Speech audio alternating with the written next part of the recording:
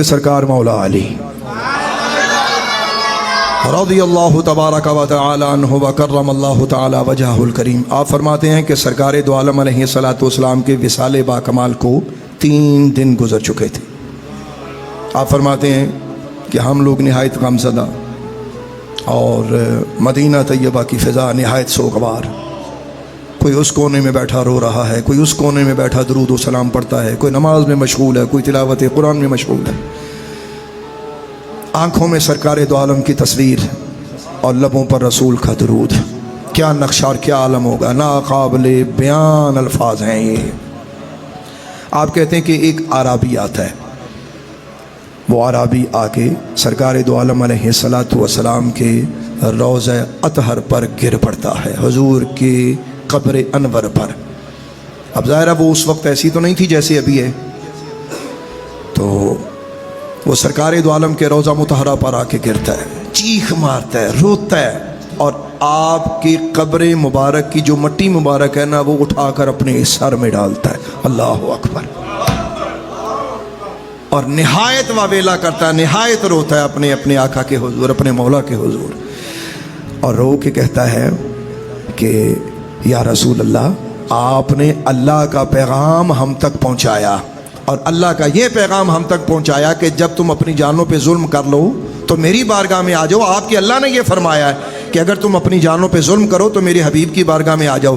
تو یا رسول اللہ، اب میں آیا ہوں، اب آپ تو دنیا میں نہیں ہیں، آپ تو اپنی لحد مبارک میں ہیں، تو یا رسول اللہ میں آپ کے سامنے اپنے گناہوں سے معافی مانگتا ہوں اللہ سے، اور توبہ استغفار کرتا ہوں۔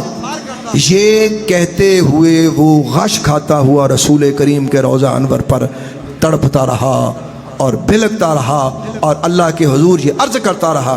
اللہ کی شان یہ دیکھیے، یہ الفاظ ہیں میرے پاس، حضرت مولا علی سرکار راوی ہیں، آپ فرماتے ہیں دیگر صحابہ نے بھی اس کو سنا، اور حضرت مولا علی فرماتے ہیں میں نے بھی اس کو سنا، کہ سرکار دو عالم علیہ السلام کی قبر مبارک سے آواز آتی ہے، اور حضور کے روضہ انور سے آواز آتی ہے، اور اس کے لیے عربی الفاظ ہیں، پوری روایت ہے، وہ میں پیش نہیں کرنا چاہتا، صرف ترجمہ سنیں۔ تو عبارت یوں لکھی ہوئی ہے کتابوں میں، فنودی من القبر، کہ حضور کے روضہ اطہر سے آواز آتی ہے۔ میرا سوال ہے آپ سے، یہ آواز کس کی تھی؟ یہ آواز کس کی تھی؟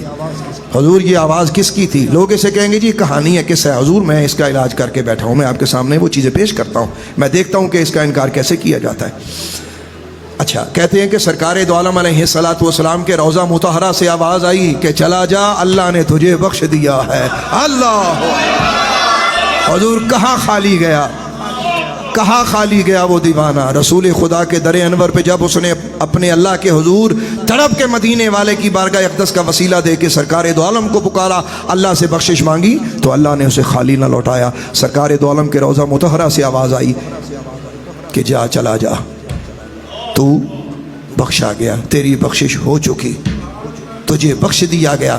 میرا سوال ہے کہ یہ آواز کس کی تھی؟ کس کی تھی یہ آواز؟ اس پہ ایک الگ تبصرہ ہے، اس طرف نہیں جانا۔ اچھا، اب اس واقعہ کے یہ جو میں نے آپ کی خدمت میں پیش کیا، اس کے میں چند حوالے آپ کی خدمت میں پیش کرتا ہوں، لوگوں کو یقین نہیں آتا۔ لے جی، پہلا حوالہ میں آپ کی خدمت میں پیش کرتا ہوں، تفسیر قرطبی متوفہ 671 ہجری، اس میں یہ واقعہ درج ہے۔ اچھا، تفسیر ابن کثیر متوفہ 774 ہجری، اس میں ایک اور واقعہ درج ہے جس میں سرکار دو عالم علیہ السلام نے خواب میں آ کر کسی شخص کو یہ فرمایا کہ اس شخص کی بخشش ہو جائے گی، ہو گئی ہے۔ وہ ایک الگ واقعہ ہے، وہ یہ واقعہ حضرت مولا علی والا نہیں ہے، وہ ایک اور واقعہ ہے۔ لیکن یہ ہے کہ سرکار دو عالم کے روضہ اطہر پر کہ ایک شخص آتا ہے تو اس کی بخشش کے لیے سرکار دو عالم علیہ السلام نے کسی دوسرے کی خواب میں آ کے فرمایا کہ اس کو بتا دو کہ یہ بخشا گیا ہے۔ اچھا، یہ دوسرا واقعہ ہے۔ تفسیر مدارک المعروف تفسیر نصفی متوفہ 710 ہجری، اس میں بھی یہ حضرت مولا علی سرکار کا واقعہ موجود ہے جو میں نے آپ کی خدمت میں پیش کیا۔ اس کے علاوہ تفسیر البحر المحیط متوفہ 754 ہجری، اس میں بھی یہ حضرت مولا علی سرکار کا واقعہ موجود ہے جو میں نے آپ کی خدمت میں پیش کیا۔ اس کے علاوہ تفسیر الجواہر الحسان متوفہ 875 ہجری، اس میں بھی وہ دوسرا واقعہ کہ خواب میں کسی دوسرے شخص کو کہا گیا کہ اس کی بخشش ہوگی، وہ موجود ہے۔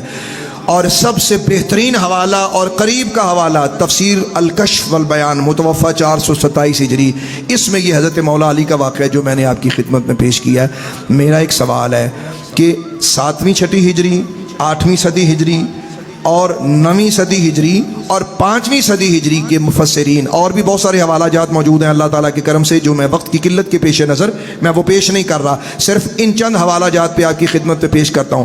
میرا سوال ہے کہ صدیوں میں جتنے مفسرین موجود ہیں سب کا یہ عقیدہ ہے کہ سرکار دو عالم کی قبر انور سے آواز آئی، آج کیوں چند لوگوں نے اس کے خلاف عقیدہ کر لیا؟ یہ بتائیں کہ انہیں یہ عقیدہ کس نے دیا؟ ہمیں تو عقیدہ یہ دیا ہے، یہ ہمارے پاس ہے جی، ہم نے جو عقیدہ اپنایا ہے وہ یہاں سے اپنایا ہے۔